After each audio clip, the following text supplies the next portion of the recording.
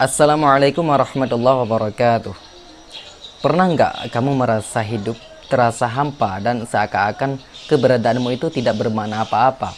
Akibatnya, kamu bingung dengan hidupmu sendiri. Dan di sisi lain, mungkin kamu pernah bertanya bagaimana cara agar kita bermanfaat untuk orang lain. Nah, sebenarnya ada tiga tipe manusia dalam kaitannya membangun interaksi sosial. Nah, inilah yang akan kita bahas di video kali ini. So, stay tune, tonton video sampai habis supaya dapat keseluruhan insight-nya. Dan jangan lupa buat klik like dan subscribe supaya kami semakin bersemangat untuk membuat konten-konten lainnya. Mari kita mulai bahasan ini dengan mengambil inspirasi dari pohon pisang. Pernahkah sesekali kita merenung tentang keberadaan pohon pisang? Kalau belum, coba renungkan. Ternyata ada sebuah pelajaran menarik di balik eksistensi sebuah pohon pisang. Ia selalu mewariskan keturunan. Sebelum sebuah pohon pisang menghasilkan buah yang mulai matang atau sebelum pisang itu ditebang oleh pemiliknya karena sudah tua, maka pohon itu selalu memunculkan tunas-tunas pohon pisang yang lain. Kita tahu, pohon pisang termasuk tumbuhan unik. Ia hanya menghasilkan buah sekali saja. Kalau buahnya sudah diambil, otomatis pohon itu akan mati. Dan ternyata, sebelum pohon itu mati, ia sudah mempersiapkan generasi penerus. Di sini, tidak terjadi kekosongan generasi. Istilah lost generation tidak dikenal dalam kehidupan pohon pisang. Seakan-akan ia berpesan untuk terus memberi manfaat tanpa mengenal waktu dan kondisi. Tak ada jeda, tak ada keterputusan. Semestinya hidup kita seperti pohon pisang itu, selalu ada untuk kepuasan dan kebahagiaan demi kebaikan orang lain. Teman-teman, setiap orang pasti ingin hidupnya bahagia, lahir dan batin. Namun, kadang seseorang mencari kebahagiaan di sana sini dan ia tak menemukannya. Ia mencari itu ke tempat rekreasi yang mahal, namun juga tidak menemukannya. Mengapa demikian? Sebab kebahagiaan itu dibuat, bukan dicari. Cara bahagia sederhana adalah memberikan manfaat kepada orang lain.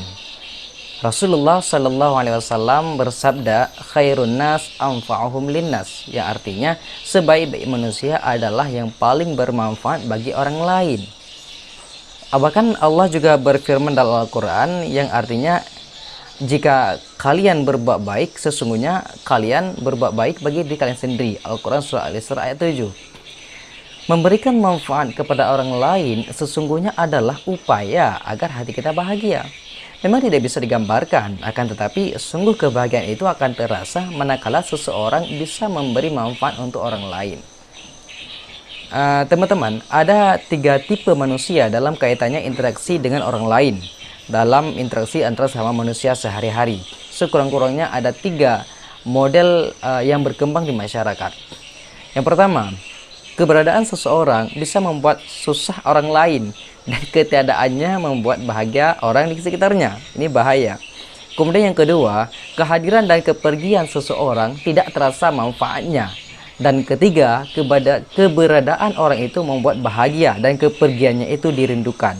Oke, sekarang kita bahas satu persatu. Yang pertama, keberadaannya membuat orang lain susah dan kepergiannya membuat orang lain bahagia.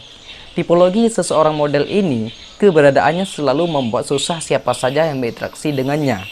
Ketika berada di rumah misalnya, membuat susah anggota keluarga. Misalnya merusak hubungan silaturahmi, merusak ketentraman rumah tangga, sedikit-sedikit hanya marah dan marah. Mau menang sendiri, tidak peduli saran dan kondisi orang lain, termasuk kepada saudaranya, istri, suami, anak, dan cucu sendiri. Ketika berada di tengah masyarakat, mereka hanya dikenal sebagai pribadi yang menimbulkan onar dan kekacauan. Semua sikap dan tingkah lakunya hanya menimbulkan kerusakan, kebisingan, kegaduhan, dan kerugian orang lain secara moral maupun material. Karena perilakunya tersebut membuat orang lain menghindar darinya.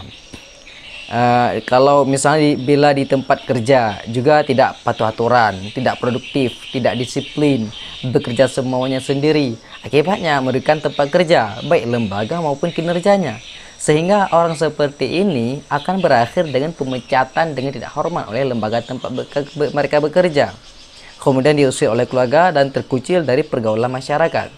Bila orang seperti ini hilang dari lingkungan, masyarakat merasa bahagia dan bersyukur. Nauzubillah, mudah-mudahan kita tidak termasuk kepada orang seperti itu. Kemudian yang kedua, ada atau tidak ada tidak berarti apa-apa. Tipologi interaksi orang model ini, keberadaannya tidak terasa manfaatnya juga, tidak menyusahkan orang lain. Mereka lebih fokus pada urusan dan kepentingan diri sendiri, tidak peduli dengan urusan orang lain. Tapi juga berusaha tidak mengganggu dan menyusahkan orang lain. Mereka ini sangat minim keterlibatannya atau interaksi dengan orang lain, termasuk dalam hal urusan pergaulan yang bersifat sosial. Mereka berusaha tidak bergantung pada orang lain. Kalau ada urusan kepentingan dan kebutuhan diri, ia berusaha menyelesaikannya sendiri. Ada rasa tinggi hati mungkin kalau meminta bantuan orang lain, baik tetangga atau anggota keluarga lain. Prinsipnya tidak mau bergantung pada orang lain, merepotkan orang lain, juga tidak mudah membantu orang lain kecuali kalau terpaksa. Sehingga ada dan tidak ada, mereka ini tidak bermakna apa-apa dalam kehidupan masyarakat. Ini juga kurang bagus. Yang ketiga, keberadaannya selalu memberikan makna dan kepergiannya adalah sebuah kehilangan. Tipologi interaksi orang model ini, sebagai apapun keberadaannya, selalu memberi manfaat kepada orang banyak di lingkungannya, apalagi kepada orang miskin dan duafa. Memiliki kepedulian yang tinggi dengan sesama, selalu berusaha memberi kontribusi kebaikan kepada orang lain dan lingkungan seoptimal mungkin, sesuai dengan kemampuan yang dia miliki.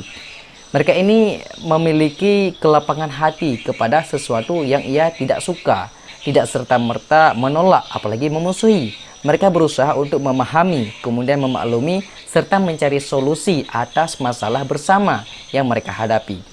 Yang terpikir olehnya hanyalah membantu, memberi, dan mencari solusi. Begitu terus dalam menjalani hidup secara konsisten, sehingga hubungan mereka dengan anggota keluarga dan masyarakat begitu dekat, erat, menyatu seperti satu tubuh. Masyarakat selalu berharap keberadaannya dan menanti kepulangannya. Masyarakat akan merasa kehilangan yang sangat besar bila mereka pergi apabila tak kembali lagi. Sebab mereka selama ini telah berjasa memberi banyak manfaat dari waktu ke waktu, dari segi waktu, tenaga, pikiran, harta, dan jiwa raganya. Mereka telah mewakafkan seluruh hidup untuk memberi manfaat kepada orang banyak. Ia telah menjadi manusia terbaik, sebab sebaik-baik manusia ialah yang paling banyak manfaatnya untuk orang lain. Nah, dari 3 tipe manusia yang telah saya sebutkan, kita berada di posisi mana?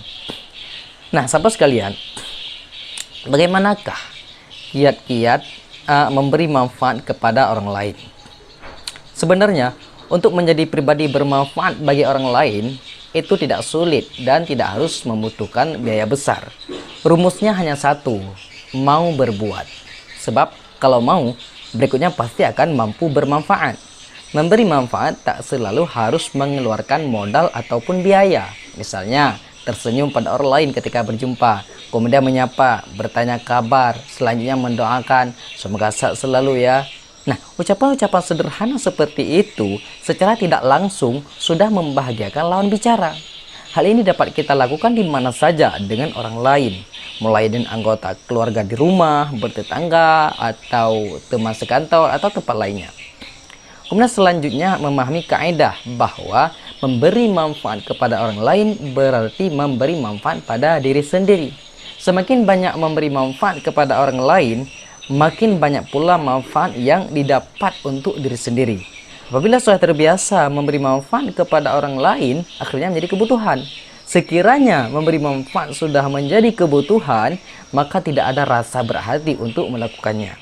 Bagi sebagian orang, bila sudah lama tidak memberi manfaat pada orang lain, akan merasa ada sesuatu yang hilang, sehingga berusaha untuk mencarinya.